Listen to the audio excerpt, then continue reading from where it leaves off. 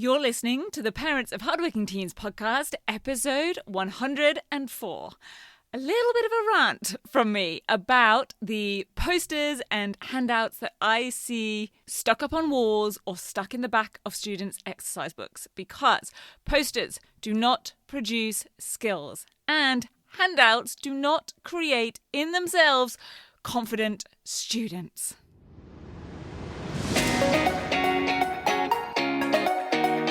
I'm Katie Jones, and with over 15 years in education as an award-winning high school teacher, international external examiner, and as a study coach, I've helped thousands of students skyrocket their results and confidence. And this podcast is where I share all my insights, tactics, and tips with you, the parent, so you can help your hardworking teen get happy, smart, and successful in their study, and have you both enjoy the journey along the way.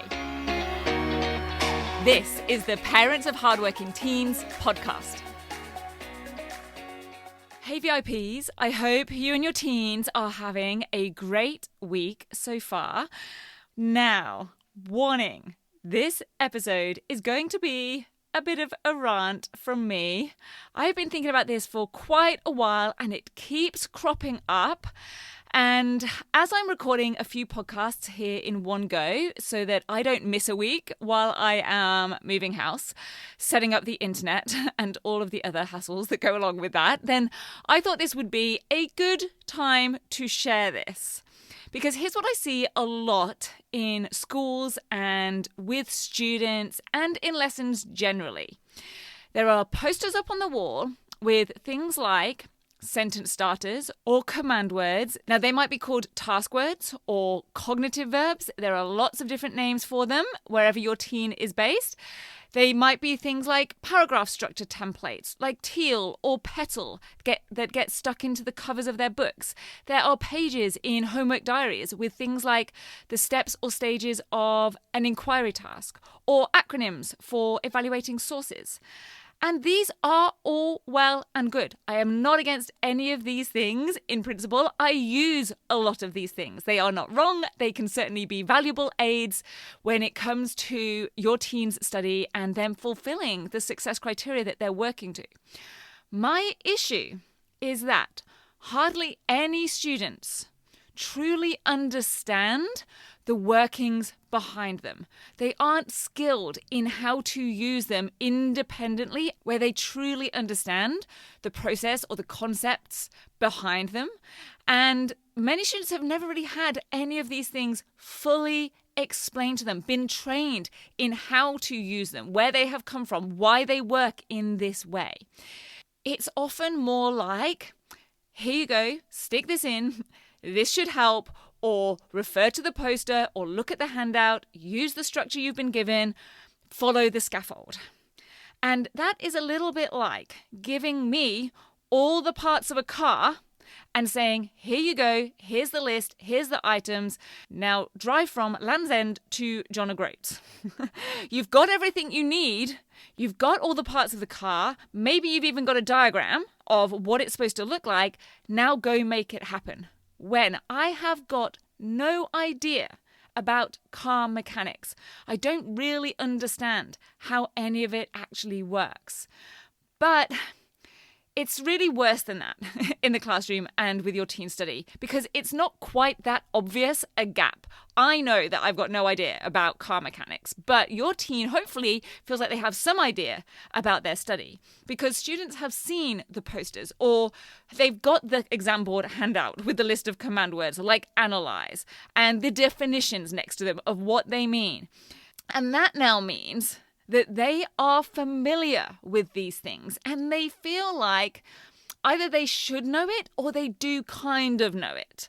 Just like I drive around in a car, but I don't know how to put one together or even how it actually works. It's almost more like giving your teen a model response or an A-grade essay and then expecting them to be able to write their own top mark essay. I won't go into that specifically here. I do feel like it's a slightly different topic. I did a whole episode on why A-grade exemplars aren't all that in episode 72 here on the podcast. So you can go give that a listen afterwards if you want to. But this is an issue that I think a lot of students are just struggling through. They're guessing their way to things that are required of them with a fair degree of uncertainty along the way. They think they know what counts as an analysis rather than just an explanation because they've seen the posters 1,000 times and they have the handout of what an analytical essay is. But if they had to tell you specifically, what does it mean to analyze and how do you actually do it as a student in your writing?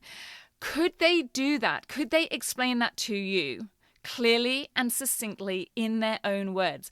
And are they doing it clearly and succinctly in their work, independently and confidently? Because it's all well and good the poster defining each command, let's say, but does your team know how to dissect a question and work out for themselves, is this asking me to compare? Is this asking me to apply? Does this require an explanation or just a description?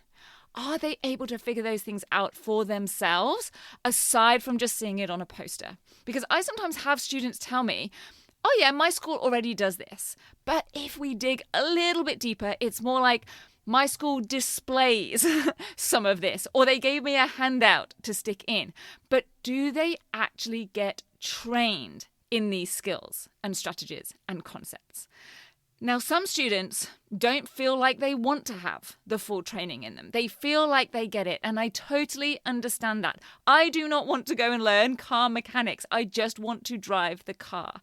But the difference here is that I am very clear that I don't know anything about car mechanics, and my success in being able to drive, let's say from Land's End to John O'Groats, does not rely on me knowing how to put the car together or how car mechanics actually work.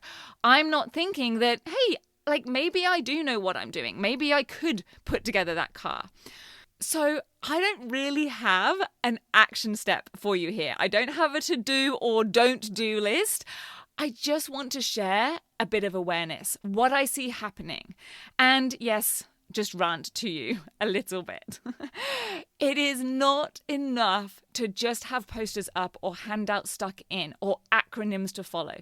Your teen needs to know, and in my opinion, needs to understand how to identify, dissect, and do these things for themselves independently, so they actually understand why and how they work, so that they can manipulate a teal paragraph to make it work better for the evidence that they have or the topic that they are discussing in that paragraph in relation to their thesis statement and the question and the way that question is worded. I want them to be able to figure this stuff out under time pressure on their own in a never seen before 8-mark question in an exam hall. And to be able to figure it out on their own at home at 9 p.m. when they're tired after footy practice but still need to get that homework done. And overall, so that they are confident and independent and skilled and not relying on teacher input or draft feedback or a little bit of luck to get to their next great result. And if there's something that your teen has been given in their study to follow or use, but they don't really know how to do it or how it works or why it is set up in that way, whatever it is, I'm really happy for you to send it to me. support@rocksolidstudy.com is the email address. And either I will email you back with some help, or I might even use it as an example or something helpful to share on the podcast. Or of course, if your teen is in the 10-week grade transformation program or next level coaching, definitely have them bring it to one of our coaching calls and I will work on it with them in detail. We will work on it together. Because I'm often being presented with some new and wonderful and different acronyms or steps or systems that students have been advised to use. And very often they are great. They're really useful. It's just that the students need to be properly trained in how they are using them and skilled in being able to do whatever it is effectively and knowingly, not just blindly following along. So that is my rant and my offer to help. Have a great rest of your day, and I will see you back here on the next episode of the podcast. Take care. Bye.